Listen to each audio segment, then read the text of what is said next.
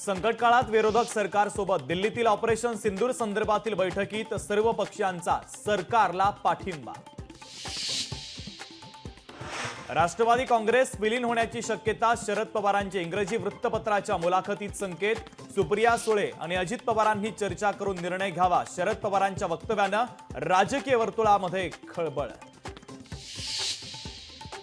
Operation सिंदूर नंतर राजधानी दिल्लीमध्ये हाय अलर्ट, भारताच्या प्रत्युत्तरानंतर पाकिस्तान हल्ला करण्याची शक्यता, दिल्ली पोलिसांसह निमलष्करी दल देखील तैनात। ऑपरेशन सिंदूर नंतर आता अल कायदा दहशतवादी संघटनेची भारताला धमकी, पाकिस्तानावरील हल्ल्याला प्रत्युत्तर दिलं जाईल असं सहब मीडियाच्या माध्यमातून निवेदन। भारताच्या एअर स्ट्राईक नंतर लगेचच पाककडून सीमारेषेवर गोळीबारात भारताचा जवान दिनेश कुमार शहीद, तर 15 जणांचा मृत्यू, 50 पेक्षा अधिक जण जखमी। पाकिस्तानकडून सलग 14व्या दिवशी सीमारेषेवर शस्त्रसंधीचं उल्लंघन, पाकिस्तानकडून गोळीबार तर भारतीय सैन्याचं देखील चोख प्रत्युत्तर। ठाकरे बंधू एकत्र येण्याची चर्चा सुरू असतानाच राज ठाकरेंची वर्षा बंगल्यावर मुख्यमंत्री देवेंद्र फडणवीसांसोबत बैठक, भेटीचं कारण मात्र अद्याप गुलदस्त्यात।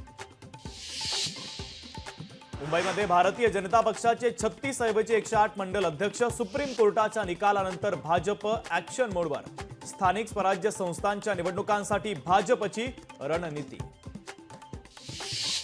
कोल्हापुरातील 9 गावांचा पाणीपुरवठा बंद, दूधगंगा नदीत 2 दिवसांपासून कोरडी, कर्नाटकच्या कारदगा बंधाऱ्यातून नदीपात्रात पाणी सोडण्याची मागणी। पावसाळ्याच्या तोंडावर मुंबईतील नालेसफाईची काय आहे स्थिती, मुंबई उपनगरचे पालकमंत्री आशिष शेलार यांचा मुंबईतील नालेसफाईचा पाहणी दौरा। राज्यातील काही भागांसह मुंबई आणि उपनगरामध्ये अवकाळी पावसाची जोरदार हजेरी, अचानक आलेला वादळी वारा आणि पावसानं नागरिकांची तारांबळ।